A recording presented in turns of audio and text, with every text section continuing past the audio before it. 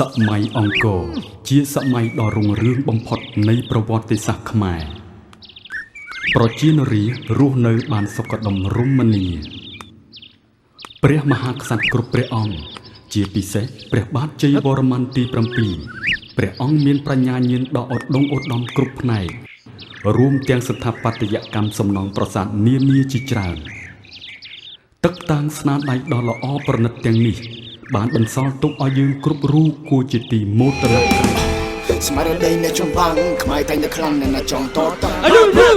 ឈាមជួជាទីហ៊ានស្ត្រីហ៊ានបំពេញជាងទូយកទៅច្បាំងលើទៀតគ្មានអ្វីមកប្រាំងគ្មានអ្វីជារនាំងមិនអាចខាំងមិនអាចបាំងកែភ្លេចដល់មុតកែកំឡងជាទីភ្លឹកខ្មែរតែងតែខ្លាំង